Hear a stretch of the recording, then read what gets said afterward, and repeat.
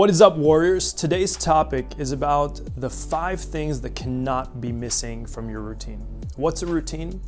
Well, it's a collection of habits. Good habits lead to good results.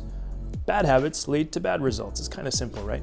Many people have this incorrect notion that success is something that only comes in the future.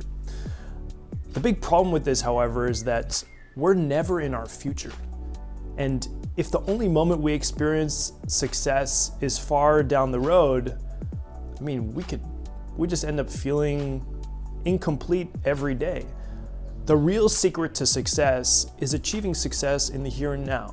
Today, we're going to discuss some of the most important habits that everyone should be including in their list to really get themselves to that daily success. Number 1 is focused learning. This is the decision to focus on learning information that aligns with a particular aim or end goal that we have. It's different than being attracted to that next book that we're never going to read, or that next video online that is providing us with information that may be tangential to what our ultimate end goal is, but isn't the highest leverage opportunity that we have in the moment from a learning standpoint. So let me give you an example. If we're learning the English language, there are 100 words that represent 50% of all written English. There are 300 words that represent 65% of all written English.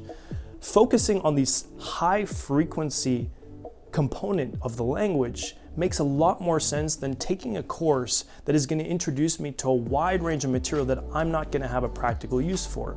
It gives me a structure and a context from which to then continue to build my abilities in the language. So always starting from the perspective of what is higher frequency is going to be able to give you that first step up in a learning process. Another example, let's say I'm a leader in a business, but the highest leverage opportunity for me in that business is to negotiate and close contracts. Does that mean I should be focusing on digital marketing, or that I should be focusing on the finance aspects of the business? No, I should be focusing on understanding how I can build the relationships, how I can master negotiation techniques, and how to close those deals and move those deals forward. And while learning is one thing, the other important point is actually applying it. We don't want to become intellectually obese. We actually want to take these insights that we're gathering through this focused learning, and we want to apply them out in the world and actually teach them to others. It's when we share that we learn things at a much deeper level, and they become even more ingrained in our understanding. So focused learning is about getting clear on what it is that we're learning, and also applying it in a way that benefits others and in turn benefits ourselves. Number 2, expand your relationships. If life is a school, relationship is its university. It is ultimately through relationship that we do everything in the world. Our relationship with ourselves, our relationship with others, either our family, our friends, or our colleagues at work and in the businesses that we build and create. So to expand these relationships, there's 2 important components. The first is that we're actively investing in those relationships that we already have. That instead of waiting for that moment when we need to ask for a particular favor and the person begrudgingly helps us, we're actively taking the initiative to build that emotional bank account with those people. This is not done with the calculated mindset of, okay, I'm doing this just so I can get something back in return in the future. It is actually being done through the pure act of giving.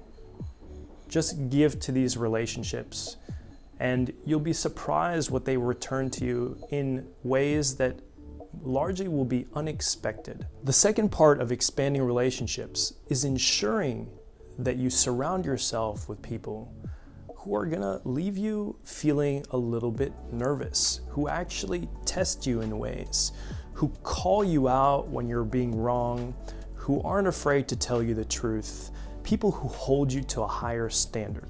It's surrounding yourself with these people of quality instead of surrounding yourself with pure quantity that is going to make a tremendous difference in giving you the insights and helping you shift your perspective, as well as reflecting even more on your own personal opportunities of growth. Number 3 is a reflective process. So beyond the ability to get feedback from others, it's important that we have a way to be with our thoughts and to deconstruct them and to make sense of them so that we can continue to improve in a Kaizen fashion, if you want to use the Japanese term of continuous improvement. Many of us, when we think of spending time with ourselves, we actually refer to watching TV by ourselves, reading a book by ourselves, playing a sport or playing video games on our own. But that is not really time with ourselves because our mind is distracted and focused on something else. Really giving ourselves the gift of sitting there, letting our thoughts arise, and having the opportunity to deconstruct them is what is most beneficial in this third component of building a routine. Now, my favorite way to do this is through journaling. I have a daily journaling practice, which I begin every single morning. And in the mornings, I'm just writing words on paper. There's nothing that's structured. It's just random thoughts that appear. But as I go through the process, undoubtedly, they start to form and take shape. And what I look to do in every journaling session is to come out of 2, 3, 4 pages of writing with a new distinction that I can apply within the next 48 hours. Something that I can take and share with others that can have impact, that'll make a difference in my ability to actually work in my day-to-day. So that's really a simple opportunity for us to not just use reflection, but apply it in the world. Number 4, meditation. Yeah, I know what you're thinking. Meditation, this woo-woo concept. Well, hear me out for a second. Meditation isn't spiritual, but it can be. What I really want to bring to light from the perspective of meditation is that it helps us separate signal from noise. Our mind and our mental chatter, if you've ever spent a little bit of time with yourself, you recognize that it is a torrent of information.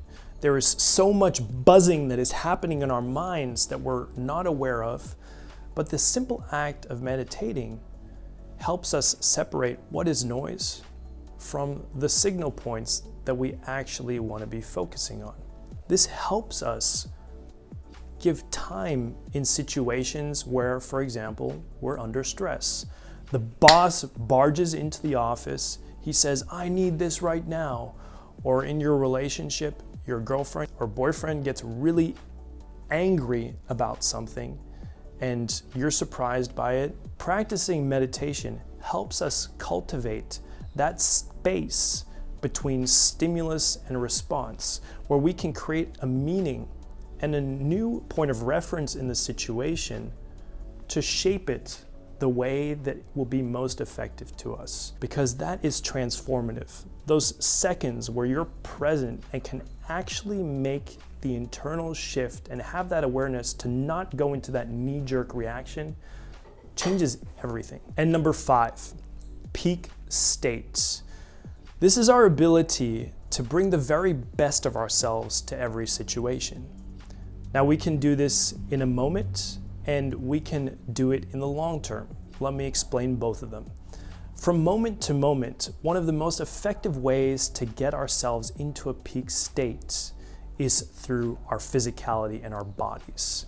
This is what Wim Hof teaches when he goes into the power of cold showers and pranayama breathing techniques. We actually have patterns of breathing that are very aligned with our particular states of being.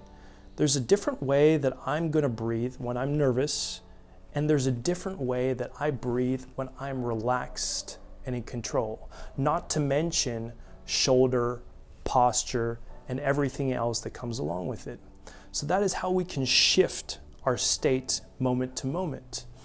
if we're looking to make a shift more broadly, that goes into some deeper components, but from a physical perspective, there are ways that we can really become rooted that include regular exercise to help us build the strength and build confidence, getting sleep, and making sure that we are nourishing our bodies so that we can be alert, so that we can really be present, and so our mind isn't concerned about, hey, I didn't get enough sleep, I didn't eat enough, I didn't do my exercise. No, you're there, you're feeling good, and you're ready.